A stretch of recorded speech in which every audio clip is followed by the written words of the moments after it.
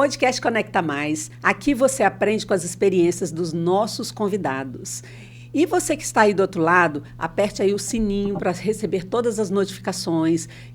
Siga aí o nosso canal para que você possa também participar aí, entender o que os nossos convidados trazem de interessante, porque é muita coisa, né? E eu estou aqui com uma pessoa muito interessante, tá? Especialíssima, que é a doutora Sheila de Salles. Muito bom estar aqui de novo com você, né, Georgia, de novo. Seja bem-vinda.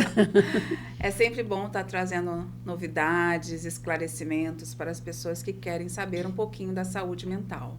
Bacana. A doutora Sheila, ela é médica, ela atua na área da saúde mental há 7 anos. 7 anos. Muito bacana.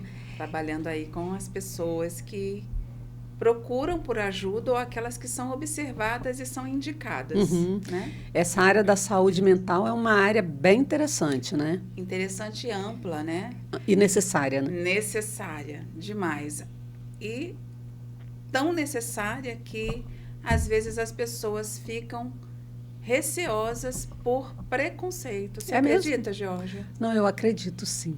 Eu sei que, por exemplo, você não é uma psicóloga, você é uma profissional da área da saúde mental, médica, que tem uma diferença, né? A psicóloga, as pessoas já têm medo, né? Já tem um misticismo, achando que, eu não estou maluco, então eu não vou procurar uma psicóloga. Imagine com a médica. A crença é muito maior, né? A crença de... um estigma, né? Da psiquiatria. A psiquiatria, ela sempre foi vista pelos nossos pais, avós, né? Como a profissão que trata uma pessoa insana, maluca, né? E não é nada disso, né? Hoje em dia, a gente consegue detectar uma ansiedade, né? Pessoas que nunca tiveram uma crise de ansiedade e abrem um quadro e precisam de uma ajuda, né? E, às vezes, ela não sabe nem o que está acontecendo com ela mesma. Eu vejo, assim, que hoje nós estamos em tempos de muita questão, muito problema mental, né? Sim. Existem a população. A população ela é dividida em antes da pandemia e a população depois da pandemia. Né? É um novo mundo, né? Uma nova sociedade. Exatamente. O coronavírus, né, que foi o vírus vilão da pandemia, ele é um vírus inflamatório. Ele modifica tanto a parte estrutural quanto a parte de recepção de neurotransmissores, de captação desses neurotransmissores, a fabricação deles, que são importantes para a gente ter uma vida saudável. Né? Doutora Sheila, qual é o público que mais te procura? Qual é a faixa etária? São adultos, crianças, jovens, adolescentes? Qual é a faixa etária que mais te procura? Então, quando eu comecei a atender na área de psiquiatria, de saúde mental, eu atendia mais a parte de adultos, né? Comecei lá na clínica do amigo em Jacaraípe. E aí eu fui ficando conhecida pelo meu trabalho, mas eu sempre tive uma paixão pela pediatria, né? Tanto é que eu sou emergencista pediátrica. E aí eu decidi juntar o útil ao agradável, né? E aí eu comecei a fazer um trabalho lá no Hospital Infantil, né? Trabalhava na psiquiatria oncológica do Hospital Infantil de Vitória. E aí eu comecei a pegar a mão no atendimento de crianças e familiares que passavam pela oncologia, que é um setor do hospital que é muito sofrido, né? E aí eu comecei a perceber a diferença de tratamento de um adulto para uma criança e, graças a Deus, me destaquei também. Que bacana. Né? E isso me traz um pouco de satisfação, né? Porque você tratar de uma criança e ver o prognóstico dela favorável quando ela é tratada, isso não tem preço, né? É diferente de um adulto que já vem sofrendo a vida inteira, nunca recebeu tratamento, né? Nunca se cuidou, sempre teve aquele estigma de não procurar um médico, né? Que atuasse na saúde mental, e aí ele já vem com um trauma muito antigo e mais difícil de tratar, né? E a criança, ela tem uma neuroplasticidade, assim, ímpar, né? Voa. Os resultados acabam sendo até mais rápidos, né? Mais rápidos e mais favoráveis. Né? Muito bom. Mas, assim, quem que te procura mais em consultório? Hoje em dia, as pessoas, vocês mesmos podem observar que hoje se fala muito no TDAH, no autismo, né? Mas quando identificar que uma criança está precisando de uma ajuda médica, né? Quando a criança é extremamente quieta, introspectiva, triste, né? Alguma coisa está acontecendo com aquela criança, né?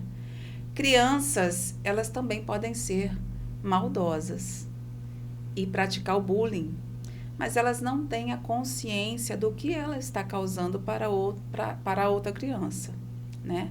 E isso também é orientado, né? Só que a criança que sofre, ela adoece. Às vezes guarda e ela adoece, né? Então ela começa a se isolar, ela começa a ficar com depressão, começa a chorar, começa a não querer mais ir para a escola, né? Os sinais, eles vão aparecer, né? Da mesma forma, a criança hiperativa, aquela criança que não para na sala de aula, ela tem a necessidade de estar em pé, andando de carteira em carteira o tempo todo, tira a atenção do colega. Essa criança também precisa de uma atenção. Alguma coisa não está bem, né? E muito falado hoje em dia, o autismo, né? Toda criança é autista? Não. Já peguei várias crianças com diagnóstico errado, né? Porque nem toda criança que tem algumas características são autistas, né? Super inteligente. Hoje, crianças que têm um QI muito elevado, é autista? Não, né? Para fechar um diagnóstico de autismo, de TDAH, existem critérios. Também da depressão, existem critérios. E a gente precisa saber as causas. Também tem muitas crianças agora com TDAH, né? Muitas. Se fala, todo mundo tem praticamente Todo mundo agora. tem TDAH. Mas será que tem mesmo, Geórgia? Né? É uma pergunta que a gente tem que se fazer enquanto profissional. Né? Vamos investigar? Né? Hoje em dia existem testes neuropsicológicos ou neurocognitivos que são aplicados para saber se a criança tem mesmo um déficit de atenção.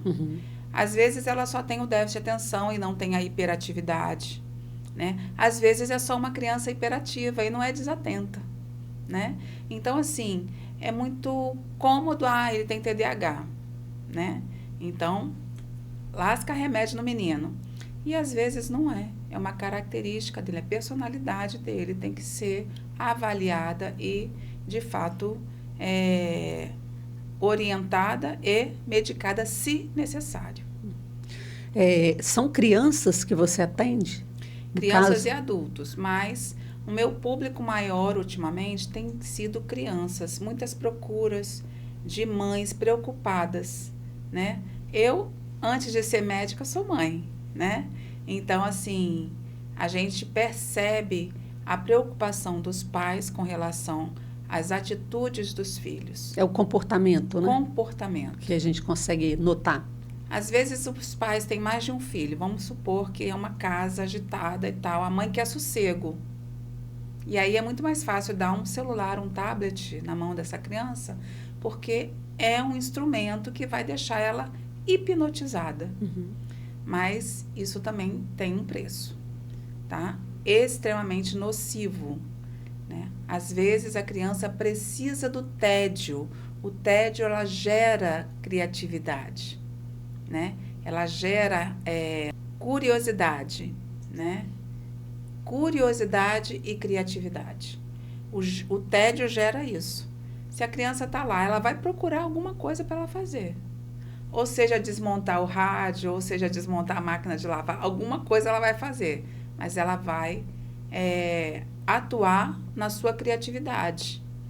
No que mais chama atenção.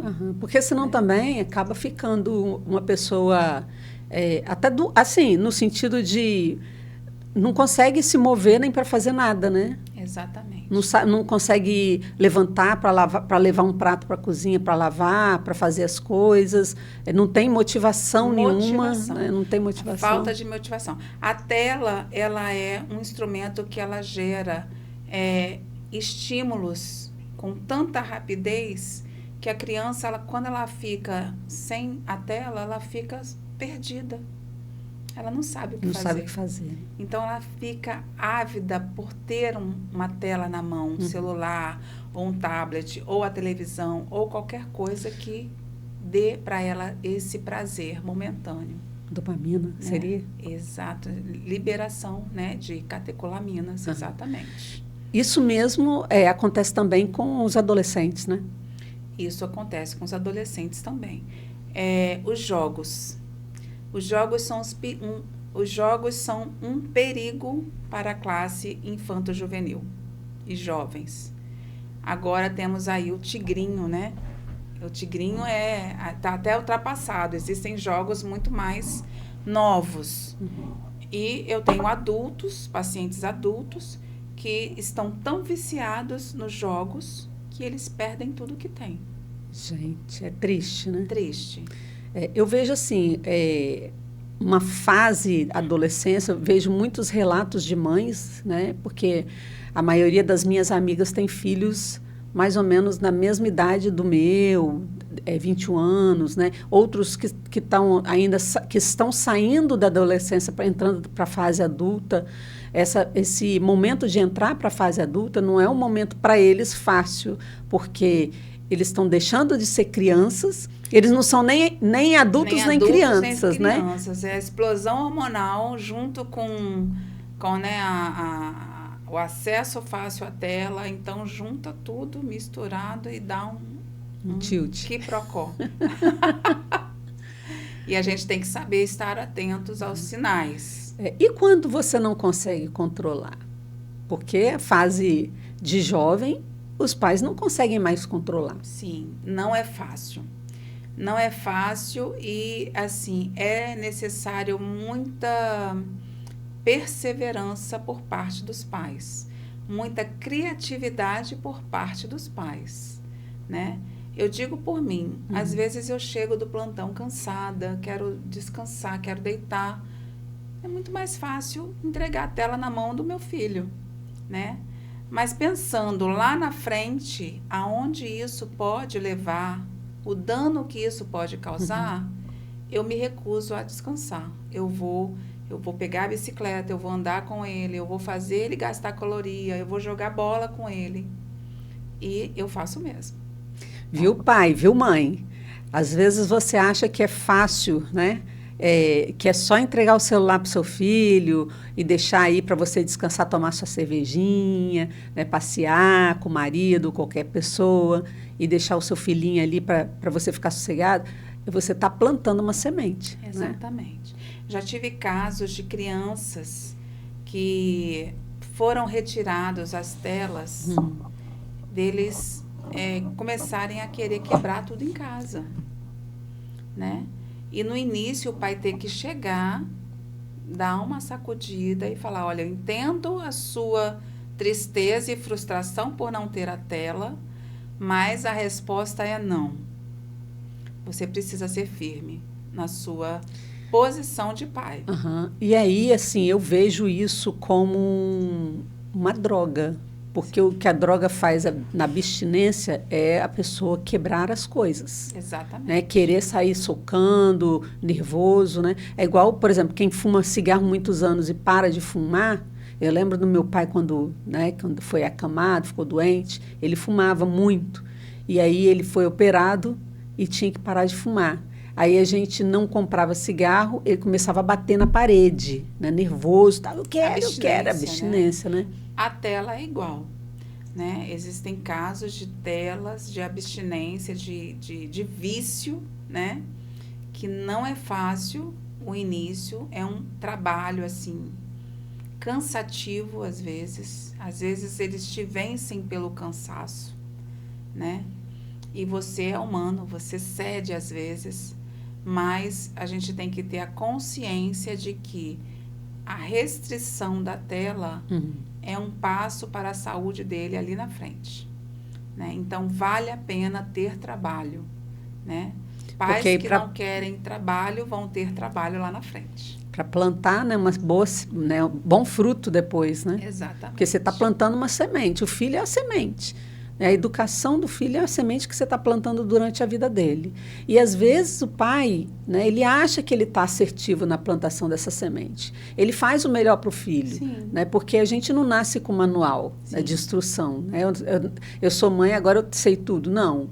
Então, você acredita que o que você faz é bom para o seu filho, você vai buscando, mas também o que eu vejo, doutora Sheila, é que existem muitas questões externas que atrapalham essa educação, sabe? Muitas, e não são poucas. Uhum. A escola é uma. A escola traz muita coisa ruim também, né? Sim. Traz coisas boas, né, que é a educação e tal, mas traz muita coisa ruim também. Sim. E é difícil você controlar.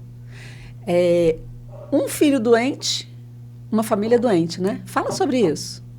Todo paciente que tem uma família em volta dele precisam ser acompanhados. A família precisa ser acompanhada. Porque não é fácil tratar de um depressivo, né? Por exemplo, eu sou da família da pessoa que está doente. Mas uma hora eu vou entrar em exaustão, né? Porque é difícil ver o seu filho ou a sua filha ou mãe, naquele estado ou marido, de tristeza, né? de querer ficar na cama, de não querer sair com ninguém, isolamento social. Uma hora você vai sentir isso e é pesado. Uhum. Então, você tem que estar preparada psicologicamente para poder ajudar o seu filho, né? Como que faz isso? Né? Ajuda terapêutica. A pessoa precisa, além de ajudar o filho, também se colocar. Uhum. Não é fazer toda a vontade do filho, né? Eu tenho casos de pacientes que manipulam os pais e eles entram num estado de exaustão física e mental, porque ele está sendo manipulado pela criança, adolescente ou adulto. Aí vem a questão do medo, né? O medo do filho, sei lá, estar entrando num caminho ruim, ou de não ter o controle sobre o filho, ou o filho usar droga, ou já está usando e você quer tirar e não consegue tirar, ou ele está fazendo algo que não seja lícito e você não quer que ele faça, e aí vem todo um medo por trás, no caso dos pais, né? Sim. E eles acabam sendo reféns daquela situação. Uhum. E não sabem como agir de fato, né? Porque não é uma situação fácil, é uma situação trabalhosa e difícil. Mas você precisa estar preparado. Às vezes você luta e você não consegue tirar o seu filho daquela situação. E aí, o que eu faço? Eu preciso procurar ajuda. Porque senão quem vai estar doente depois sou eu também, né? E eu preciso estar bem para quando ele decidir mudar de vida, se ele for um adulto, né? Já um jovem adulto, quando ele decidir mudar de vida, eu estar pronta para acolhê-lo novamente. Não apoiar o que ele faz de errado, mas acolher e dizer, olha, você é importante para mim. Eu tenho uma premissa, né?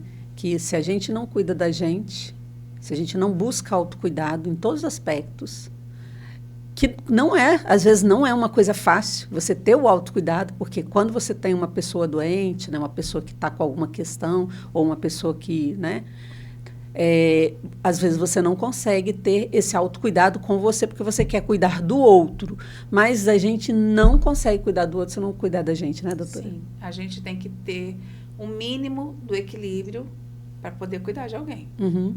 Até porque a gente acaba, vou falar no sentido dos pais, né? Os pais são espelhos. Se os pais não conseguem ter um bom... É aquela coisa que eu falo, né? A pessoa fala assim, fulano é assim comigo. Se você não tem um posicionamento dentro da sua casa, ou com o seu cliente, ou com quem quer que seja, um posicionamento para que a pessoa te respeite, você não vai ser respeitado. Sim. Não é isso? Eu tenho um exemplo. Uma certa vez chegou um paciente Agora, essa coisa transgêneros, né? Ficou muito mais comum, né? E nós também temos que saber lidar com essa sociedade, né? Com essa fase da transição da criança para o adolescente, para o jovem, que está perdido. Às vezes por um modismo, às vezes porque ele acha que ele é mesmo, mas ele não sabe nem se é ou não, né? Então, o que eu falo para essas crianças? A parte frontal do cérebro dessa criança ainda não está formada. Ela só vai se formar completamente por volta dos seus 20, 22 anos de idade, né? Então, eu sempre oriento que, chega lá, eu sou trans. Mas como é que você sabe? Às vezes com 14 anos, né? E aí eu oriento. Falei assim, você pode ter essa percepção de você agora, talvez por influência dos seus amigos, ou pela moda, ou porque você acha que você realmente não tem problema. Mas não faça disso um palco. Porque lá na frente, você pode mudar de ideia. E se arrepender, né? E se arrepender. Só que aí, como é que faz para desfazer tudo o que você abriu de forma muito descuidada, né? É difícil. Mas na fase da adolescência, assim, eles não pensam muito no amanhã, né? Eles querem viver o hoje, né? É o imediatismo. O jovem hoje, ele é imediatista. Ele assim, uma vez um médico falou assim, olha, se o adolescente que está entrando... Adolescente é um jovem, né? Que está entrando na fase jovem. Ele pegar uma moto, ele não tem medo de nada. Ele vai pegar essa moto e vai sair costurando tal, porque ele não tem medo de nada, nem de morrer. Sim. Que aí é o adolescente também, né? Esses jovens e adolescentes, eles não se preocupam, né? Porque não tem a preocupação com amanhã. Agora, uma coisa é certa. Os pais, eles têm que ter firmeza no que ele quer dentro da sua casa. O filho mora com o pai, o filho é de menor, moram com os pais, né? Mas dentro da casa existem regras, né? E as regras precisam ser respeitadas pelos filhos. Como eu respeito o que o meu filho está falando, né? Sobre o que ele acha que ele é, porque eu só vou poder ser... Eu sou depois dos 20 anos, né? Mas o pai precisa acolher esse filho, ele precisa abraçar esse filho. Não é a sexualidade que é maior do que o amor, né? Existe um conflito aí. Você já percebeu isso, Geórgia?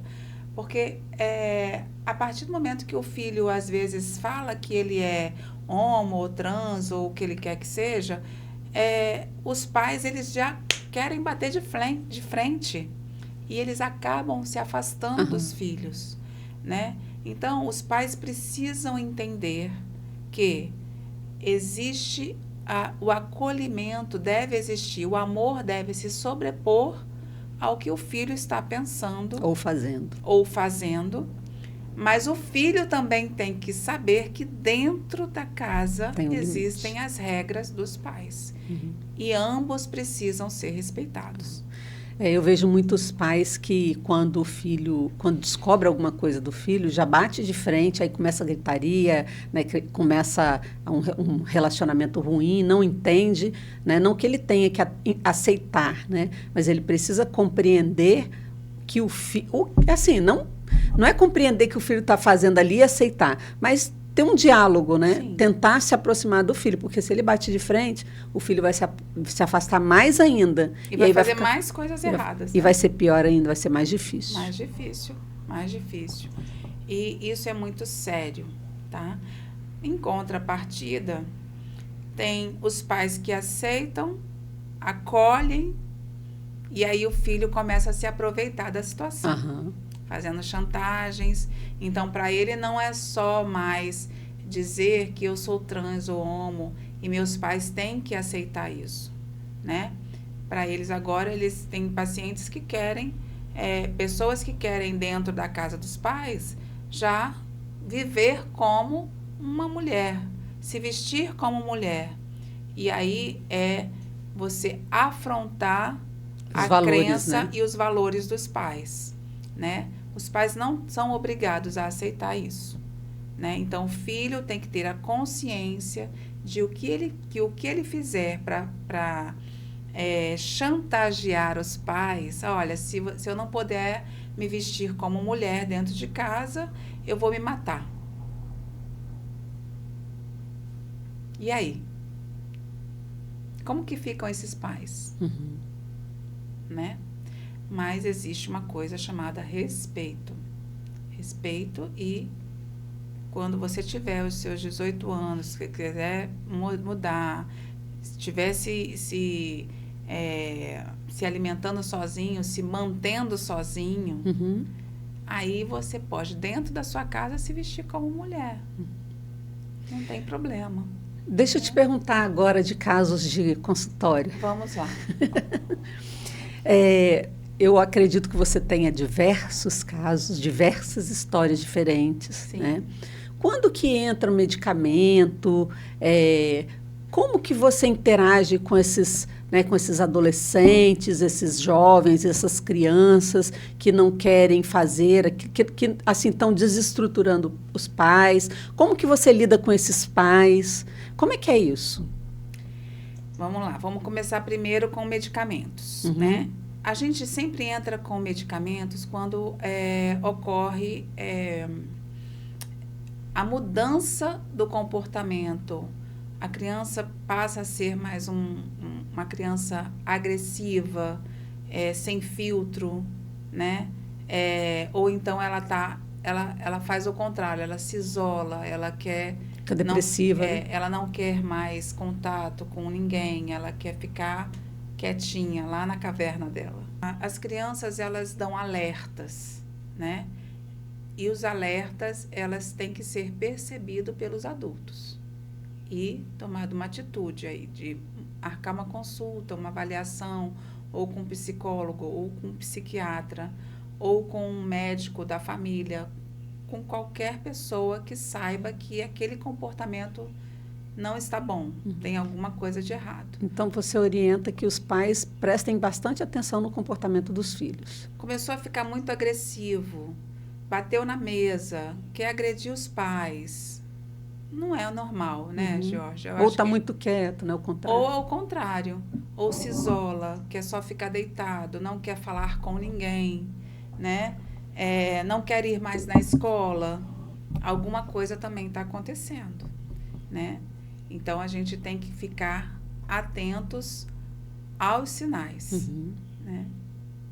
Que não é fácil, né? Não é fácil, mas é possível. E aí, em relação aos pais, você orienta eles também? Quando chega no consultório, você atende só o filho ou você conversa com os pais também? Como é que é isso? Numa consulta com uma criança, primeiro a gente entrega uma anamnese, né? A gente colhe a história daquela criança, desde a concepção até os dias atuais, né? Então, a gente vai saber se foi uma gravidez conturbada, se foi uma gravidez esperada, planejada, se não foi, né? Se a mãe sofreu algum tipo de agressão durante a gestação, né? Todos os sentimentos que a mãe tem durante a gestação, ela acaba passando para o filho, né? Então, isso é um ponto importante, né? E aí a gente vê o neurodesenvolvimento dessa criança, quanto tempo sentou, com quanto tempo andou, se sorriu, se não sorriu, se chupa chupeta, se rói unha. Tudo isso são sinais de ansiedade. Até quanto tempo fez xixi na fralda, até quantos anos fez xixi na cama, se ainda faz. Então, é todo um processo de histórico que a gente vai avaliando a necessidade e quanto de ansiedade esse paciente apresenta. Às vezes é só um transtorno de ansiedade generalizado, é uma criança insegura, mas por que ele é tão inseguro? Tem um fundo, né? Alguma coisa acontece ou aconteceu durante a infância dessa criança que deixou ele inseguro, com a autoestima baixa, né? Abuso sexual, muito comum na infância, né? Então, o abuso sexual, ele não pode ser descartado. Às vezes acontece na nossa cara, na nossa casa, e a gente não fica sabendo, né? Então, temos que estar atentos aos sinais. Às vezes, a gente não ficou atento ao abuso, mas o que a criança apresenta depois da agressão, né? É uma criança que voltou a fazer xixi na cama? Tem uma regressão aí, né? É uma criança que está com medo de falar, uma criança que não quer se mostrar bonito, tem uma autoestima baixa, eu não sou isso, eu não sou capaz, sabe? Essa sensação de inferioridade, alguma coisa essa criança vai demonstrar. E se ela faz xixi na cama até um adolescente, assim, mais ou menos? A gente tem que investigar a causa. Às vezes é só um trauma. Por exemplo, eu tive um paciente que chegou para mim com 14 anos que fazia xixi na cama. E a gente foi procurar saber por que ele sofria bullying. 4 anos sofrendo bullying pesado, né? As crianças, elas são bênçãos e dadas por Deus, mas elas também podem ser maldosas, né? Só que elas não têm a dimensão do que elas estão fazendo, que vai fazer com que o outro queira tirar a própria vida, né? Porque chegou nesse nível de ansiedade.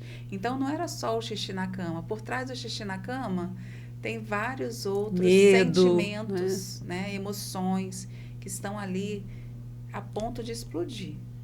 E a gente tem que descobrir por quê. Vamos falar um pouquinho sobre a ansiedade que você tocou aí, né? A ansiedade também, ela desencadeia muitos problemas psíquicos. Sim. Porque, por exemplo, eu vejo muitos jovens, né, que se mutilam, não sei se tem a ver com a ansiedade, que ficam com tics balançando a perna, que não conseguem processar, às vezes, né? Às vezes tem até um lapsos de memória, sabe? A automutilação e o desejo de morte, Geórgia, já é o ápice da depressão. Porque a criança, ela sente alívio quando ela se corta. E ela quer sentir mais alívio. E, às vezes, ela começa a pensar na morte como uma opção de cessar o sofrimento, né? Isso é muito sério, porque, às vezes, ela não transparece, né? Tem crianças que se mutilam na perna para os pais não verem, né? Então, assim, tá tudo bem com meu filho, ele olha, ele abraça, ele não tá vendo nada, mas aqui na perna tá tudo escondido. Tudo escondido, tudo cortado, né? Por quê? Porque é uma maneira que ele encontra de minimizar a sua dor, né? A ansiedade, quando ela não é tratada adequadamente, ela evolui para uma depressão, a depressão sem sintomas psicóticos, a depressão com sintomas psicóticos, onde ela escuta vozes, onde ela vê vultos, pensamentos vê pessoas, intrusivos. Pensamentos intrusivos demais, até que ela não aguenta mais e aí ela pensa na morte como uma opção de cessar aquele sofrimento. E me fala mais sobre pensamentos intrusivos. A pessoa que acorda com esse pensamento ou que vai dormir com esse pensamento, isso é o quê? Os pensamentos intrusivos, elas fazem parte de um estado depressivo também, né? Ansioso depressivo, né? São pensamentos que podem vir de várias maneiras. Ou ela fica muito preocupada que o pai vai morrer, que não sei quem vai morrer, que a mãe vai sofrer um acidente quando estiver voltando da escola. Ela pode pensar que ela pode fazer algo ruim também? Pode, isso é um pensamento intrusivo. Pessoas que são cristãos, por exemplo, viciados em pornografia e se culpam, elas têm um conflito, né, do que é certo e do que é errado, né? Então, os pensamentos, a depressão vem, aí vem os sintomas psicóticos, e aí ela começa a ter pensamentos de talvez fazer aquilo com aquela pessoa, o que ela viu, né? ou ela pensa num estupro, ou ela pensa em coisas assim, acontece. Isso é sério, porque precisa ser tratado, né? E faz parte do pensamento intrusivo, né? Ah, fulana está dormindo e vou lá cortar o pescoço dela, né? E isso acontece. E a gente tem que estar também atento, né? Por que essa pessoa está tão isolada? Porque se ela tem uma consciência de que ela é um risco, ela vai se isolar, né? E se ela está tão isolada, a gente também precisa ficar atento. Sem conversa, né? Porque se ela está no meio, ela pensa. Mas a questão da religião, né? Com o que é certo, o que é errado, diabo e Cristo, isso gera um conflito dentro da cabeça desse jovem, né? Se ele não tem um entendimento, né? Se ele não tem um entendimento. Às vezes tem um entendimento, mas não consegue controlar seus pensamentos. Talvez por culpa, né? A culpa, ela é um grande vilão nos pensamentos intrusivos. Né? A falta de perdão também, né? Falta de perdão. Perdão e auto-perdão. Né? Exato. Então, tudo isso é muito importante. E, assim, tudo faz parte do nosso cotidiano, não é mesmo? Então, assim, quem tem o problema e que se manifesta, precisa tratar. E quem não tem o problema, também precisa tratar. Se todos pudessem fazer psicoterapia, seria a coisa mais maravilhosa desse mundo. Porque a terapia te ajuda a te autoconhecer e a te autorregular, né? Se a pessoa, ela se conhece e percebe que ela não está bem, que ela precisa fazer determinada coisa para melhorar aquele estado, ela vai fazer. Mas isso é como que ela vai saber isso? Ela aprendendo na terapia. Todo mundo que tem depressão, ansiedade, TDAH, sei lá, alguma coisa, né, algum transtorno, todos têm que tomar remédio? Não necessariamente, tá? Tem casos de ansiedade simples, aparentemente simples, que a gente começa com uma terapia. Aí ela consegue se autoconhecer e passa a se autorregular. Conhece suas emoções, seus sentimentos. Exatamente. Como que é essa autorregulação? Às vezes a pessoa começa a ter taquicardia, né? Começa aquela ansiedade. Pode respirar. Começa a ficar com a respiração rápida. E o que acontece com essa respiração rápida? Se chama alcalose respiratória. Mas ela mesma causa alcalose nela. Se eu começar aqui a ter uma respiração de 40 incursão por minuto, eu vou ficar toda dormente. Eu vou ficar com as mãos toda torta, né? Isso é uma alcalose respiratória porque eu estou respirando rápido. Se ela tem o conhecimento e consegue se autorregular, mesmo que ela tenha passado por um estresse momentâneo, ela vai respirar e vai, calma. Eu preciso respirar devagar e colocar minha mente para funcionar. Quando você tem ciência, né, das suas emoções e dos seus sentimentos, você consegue... não que você vai ter domínio sobre você, porque é difícil a gente ter domínio 100%. Mas 100% sim, mas você consegue ter um autodomínio maior, né? Sim, e se ela está tendo várias crises de ansiedade, parando no pronto-socorro, né? Ela precisa de uma psicoterapia para aprender a autorregulação. Então, qual que é o conselho que eu dou, Geórgia? Procurem ajuda. Se existe um grau alto de ansiedade, procure um psicólogo, né? O psicólogo, ele vai avaliar se há também a necessidade de um médico ou não estar atuando. É sempre bom uma equipe multidisciplinar que trabalhem juntos. Lá na Cogmed, a gente tem a equipe multidisciplinar. Qual que é a vantagem da equipe multidisciplinar? O que ele fala comigo numa consulta, eu entendo e medico. O que ele fala com o psicólogo na terapia, o psicólogo anota, e o que eu não consegui observar como médica, na hora da discussão desse caso, desse paciente, a gente vai avaliar se precisa pegar em determinado assunto que ainda está causando sofrimento ou se a gente precisa mexer na medicação. Essa é uma vantagem ímpar que faz o tratamento deslanchar. É a vantagem da equipe multidisciplinar na saúde mental, tá bom? Então, se você tem problema, procure ajuda.